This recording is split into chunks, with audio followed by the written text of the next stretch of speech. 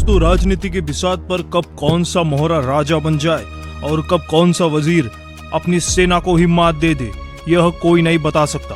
भारत की राजनीति में हाल ही में एक ऐसा सियासी भूकंप आया है जिसकी गूंज दिल्ली से लेकर पंजाब तक सुनाई दे रही है।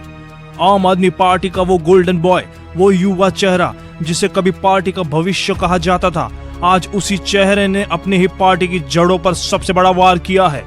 बात हो रही है राघव चड्ढा की। कल तक जो आम आदमी पार्टी की ढाल था, आज वो भारतीय जनता पार्टी का सबसे घातक हथियार बन चुका है। लेकिन ये सब अचानक नहीं हुआ, इसके पीछे एक बहुत गहरी, बहुत डार्क इनसाइड स्टोरी है। दोस्तों, ये कहानी शुरू होती है 24 अप्रैल की उस शाम से जिसने आम आदमी पार्टी को अंदर तक हिलाकर रख दिया था। 10 में से 7 राज्यसभा सांसदों ने एक झटके में पार्टी छोड़ दी और इस पूरी बगावत का नेतृत्व कर रहे थे खुद राघव चड्ढा। उनके साथ संदीप पाठक, स्वाति मालीवाल और हरभजन सिंह जैसे दिग्गज नामों ने भी पार्टी को हमेशा के लिए अलविदा कह दिया। लेकिन दोस्तों, राजनीति में कोई भी कदम बिना किसी बड़ी डील के नहीं उठाया जाता। बीजेपी ने राघव चड्ढा को क्या दिया और आम आदमी पार्टी ने राघव चड्ढा के साथ ऐसा क्या किया कि ये नौबत यहाँ तक आ गई थी। इसका अगला चैप्टर जानने से पहले अगर आप भी भारत की राजनीति के इस बिहाइंड द सीन शतरंज को सबसे पहले समझना चाहते हैं तो अभी इस वीडियो को लाइक करें और चैनल को सब्सक्राइब करके बेल आइकन जरूर दबाएं, क्योंकि हम सिर्फ खबर नहीं बताते, हम डिकोड करते हैं उन खबरों के पीछे का असली खेल। दोस्तों, आखिर राघव चड्ढा ने बगावत क्यों की? दरअसल आम आदमी पार्टी के अंदर काफी समय से कोल्ड वॉर चल रहा था। पार्टी आलाकमान ने कुछ ही समय पहले राघव को राज्यसभा में उपनेता पद से अचानक हटा दिया था। उनकी जगह डॉक्टर अशोक कुमार मित्तल को लाया गया और बात यही खत्म नहीं हुई। पार्टी ने राज्यसभा सचिवालय को एक लेटर तक लिख दिया था कि राघव चड्ढा को सदन में बोलने के लिए समय ही ना दिया जाए। किसी भी युवा और महत्वाकांक्षी राजनेता के लिए उसकी आवाज छीन लेना ये सबसे बड़ी सजा होती है। राघव चड्ढा को साइडलाइन किया जा रहा था और यही एंट्री होती है बीजेपी की। जैसे ही राघव ने बीजेपी ज्वाइन की, उन्हें इसका बहुत बड़ा इनाम मिला है। राज्यसभा के सभापति सीपी राधाकृष्णन ने 20 मई से प्रभावी एक ऑफिशियल नोटिफिकेशन जारी किया और राघव चड्ढा को उच्च सदन की याचिका समिति का नया अध्यक्ष बना दिया गया है। यह कोई छोटी मोटी समिति नहीं है दोस्तों।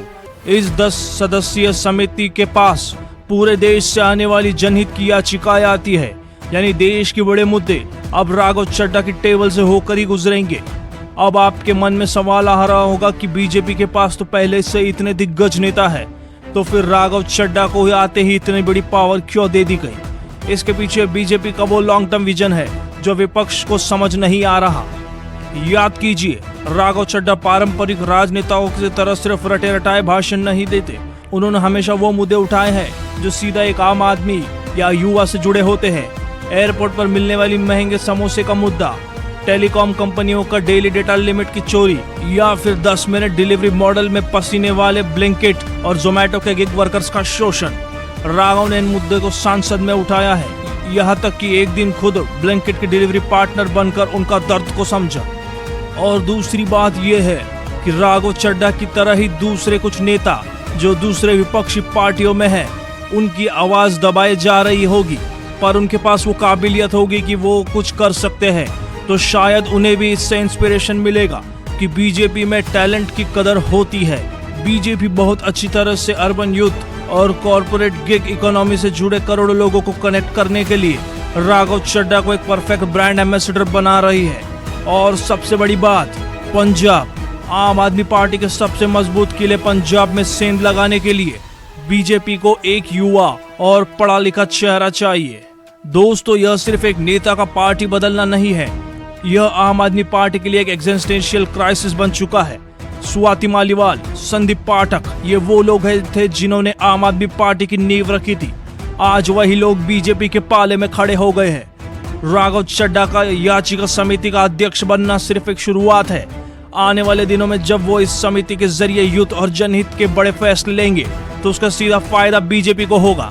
दोस्तों सोचिए, एक नेता जिसे अपनी ही पार्टी ने बोलने से रोक दिया था, आज वो पूरे देश के जनहित के मामलों की अध्यक्षता कर रहा है। राजनीति का पहिया पूरी तरह घूम चुका है। आम आदमी पार्टी अब डिफेंस मोड में है और बीजेपी ने अपना मास्टर स्ट्रोक खेल दिया है। क्या राघव चड्ढा बीजेपी में भी अपना वही यूथ आइकॉन वाला जादू बरकरार रख पाएंगे या फिर पार्टी बदलने से उनका वो चार्म खत्म हो जाएगा? आपकी इस पर क्या राय है? अपना नजरिया कमेंट बॉक्स में बताएं।